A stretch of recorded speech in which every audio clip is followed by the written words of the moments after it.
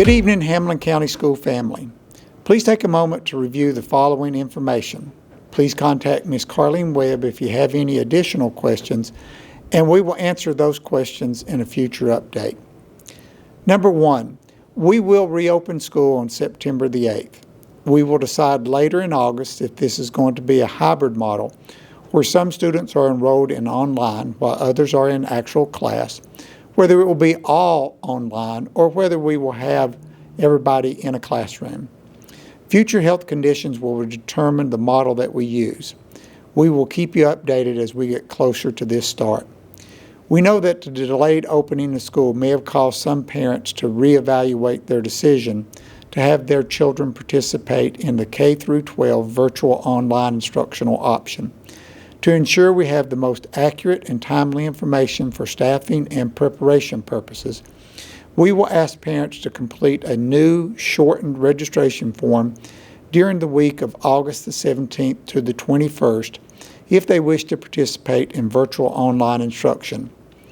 If you've already submitted a registration form for virtual online instruction, we will ask you to submit your registration form again during that window. We will also determine at that time a final indication of which parents would need access to a computer and/or mobile hotspots.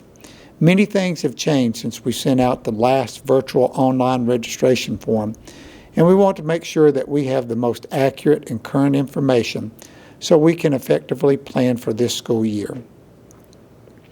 Number two, we fully understand that most individuals will be concerned the most about the school calendar. Clearly, the delayed opening will impact our school calendar, but we are attempting to minimize the disruption as much as possible. We're working on different calendar options, which we will submit to the community for consideration soon.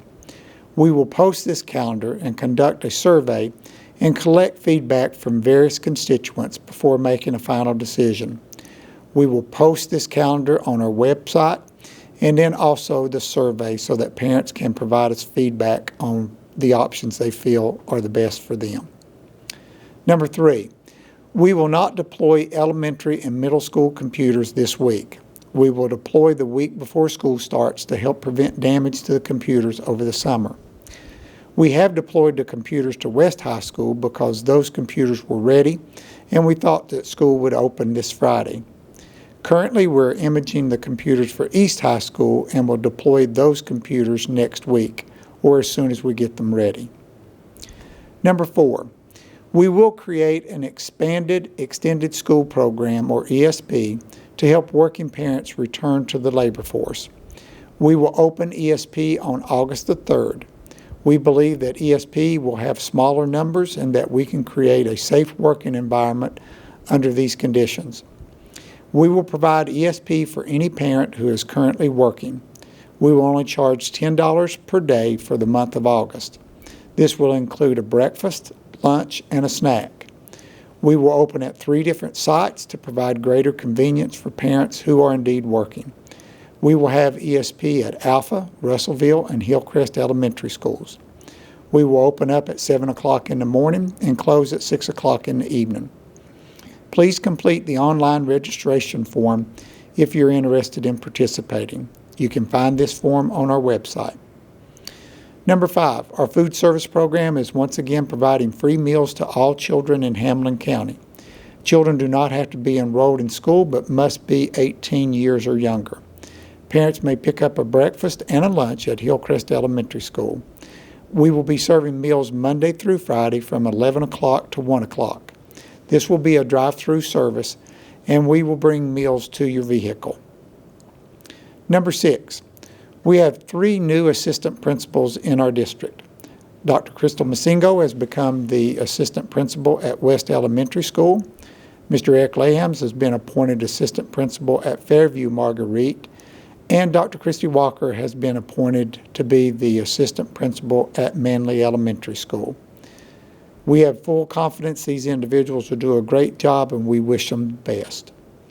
Number 7, our delay of school will not have any impact on athletics.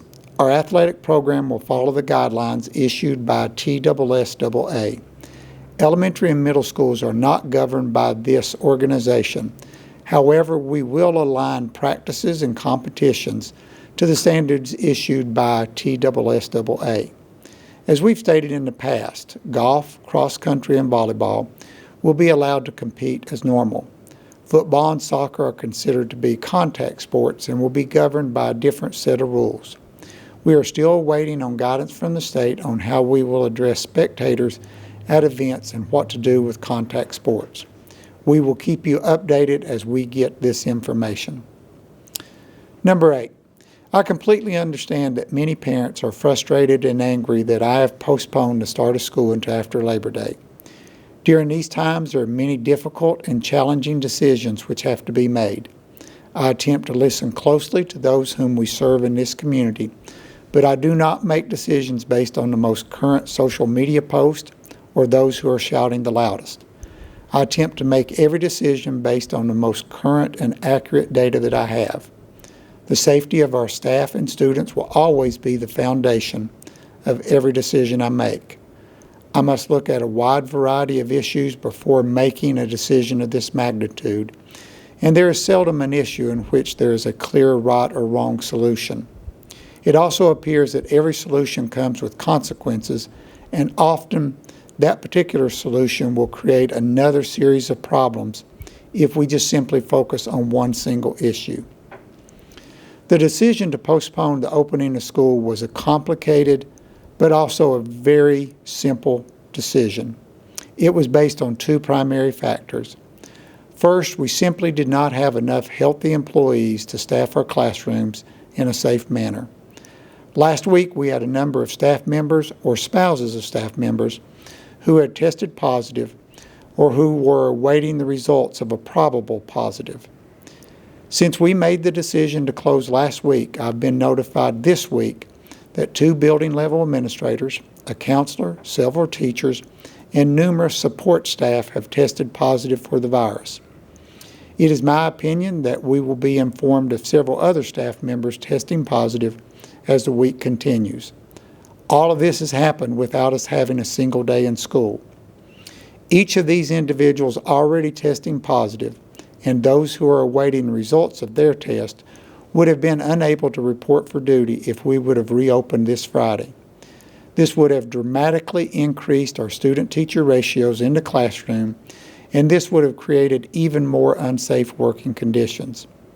It did not matter how much that I wanted to reopen school this week. We simply could not have had school and keep our staff and students safe. Second, we could have moved to online instruction district-wide to start the school year, but a significant number of our students did not have access to computers or the internet at home.